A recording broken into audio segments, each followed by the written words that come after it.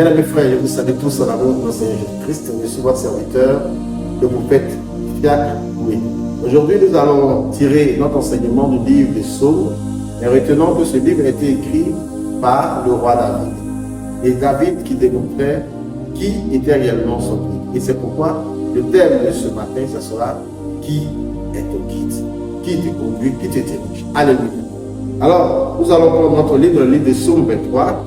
C'est un cantique que David a adressé à l'Éternel, mais c'est un cantique qui regorge beaucoup de paroles, des paroles de reconnaissance, des paroles de vérité, des paroles qui démontrent son attachement ou son amour à son Dieu. Peut-être que tu connais ce verset par cœur, tu connais ces 6 versets par cœur, mais aujourd'hui le Seigneur va nous donner, et nous allons disséquer la parole, va nous donner point par point, afin que nous puissions nous reconnaître dans ce message, afin de pouvoir mieux nous comporter vis-à-vis de notre Dieu, vis-à-vis de notre Créateur, vis-à-vis de Tout-Puissant. Alléluia. Alors, retenons tous que David était roi. Mais David était tout jeune lorsqu'il était dans les champs. Lorsqu'il était dans les champs, David était dans l'obéissance.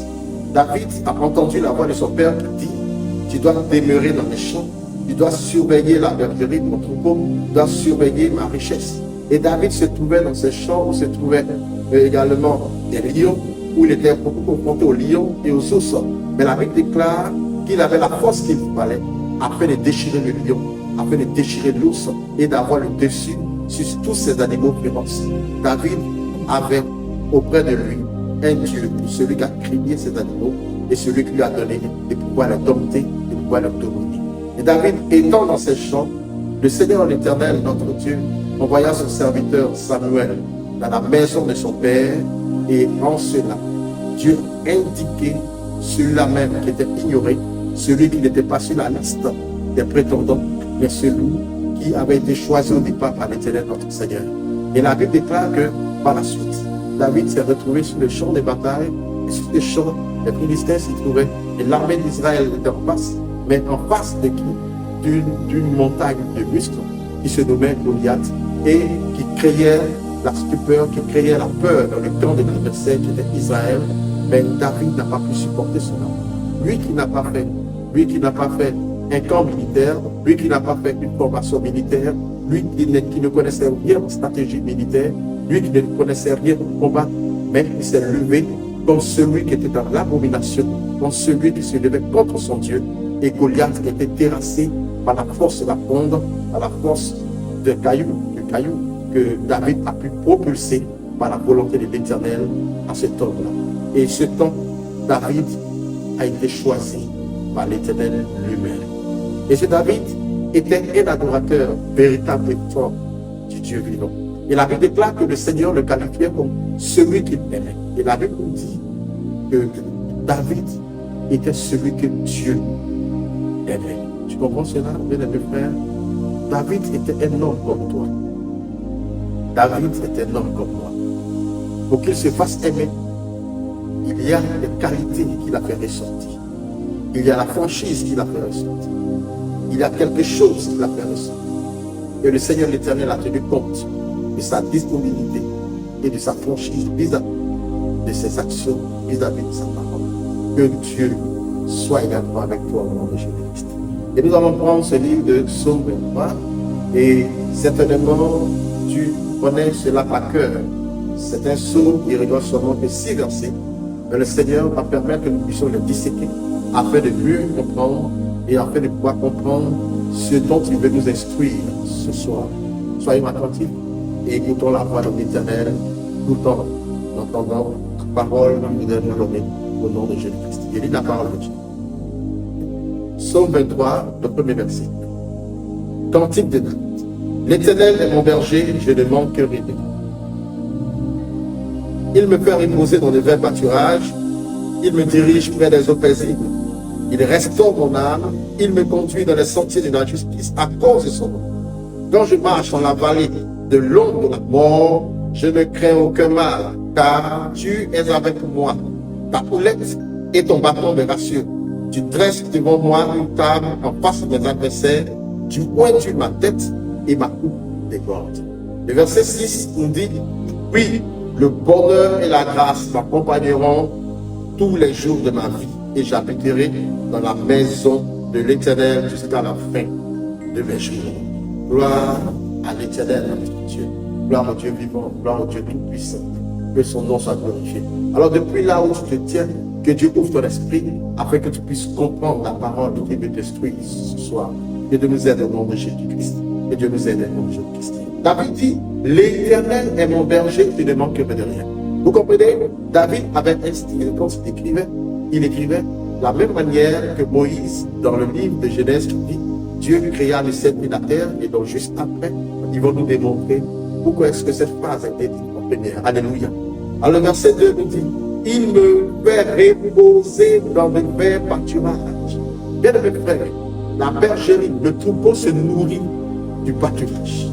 Le troupeau se nourrit des herbes. Et la Bible précise dans de verts pâturages. Vous dites qu'il y a des pâturages qui sont desséchés. Mais le berger, le bon berger, envoie le troupeau afin qu'il puisse mieux monter et recevoir la qualité de ce pâturage qui fera du bien à l'organisme de la famille. Et c'est en cela David dit que l'Éternel est mon berger et me fait reposer dans le vert pâturage. Et dans le vert pâturage, la brebis, elle goûte. Et quand elle goûte, vu que David nous dit que le berger nous envoie pour nous reposer, quand quelqu'un se repose, il n'est pas distrait. Quand quelqu'un se repose, il n'est pas en train de s'amuser. Quand quelqu'un se repose, il n'est pas dans un combat. Alors quand il finit de goûter, il se couche ou il s'assoit. Et par la suite, vu que la brebis est un ruminant, vu que la brebis fait partie de cette classe de ruminants, vous allez savoir que lorsqu'elle goûte, elle met à part partout ce qu'elle consomme, mais une partie est à part, et lorsqu'elle se repose, elle fait ressortir et elle commence à monter.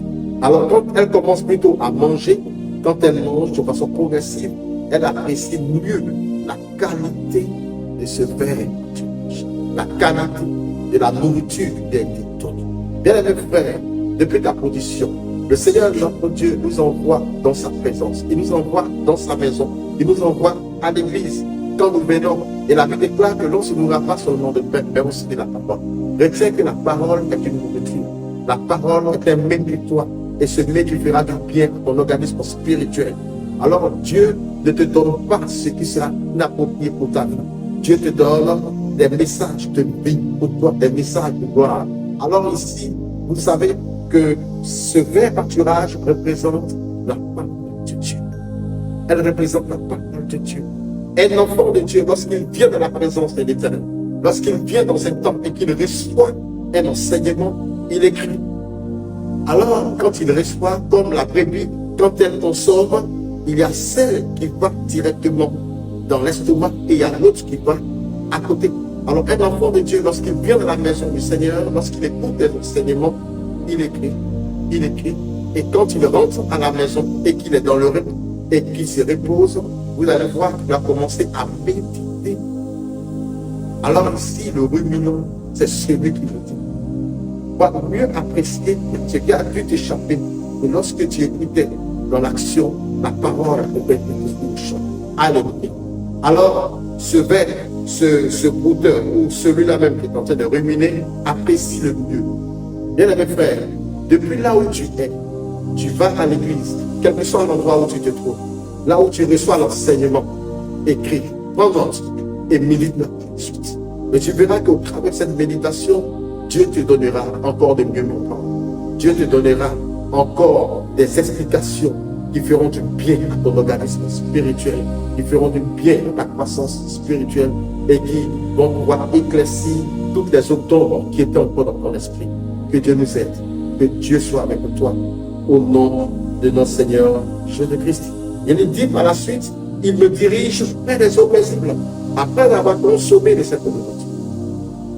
Après s'être retrouvé dans le vert pâturage, il y a l'abreuvoir. Il y a l'endroit où le troupeau va s'abreuver. Mais une précision a été donnée. Il dit,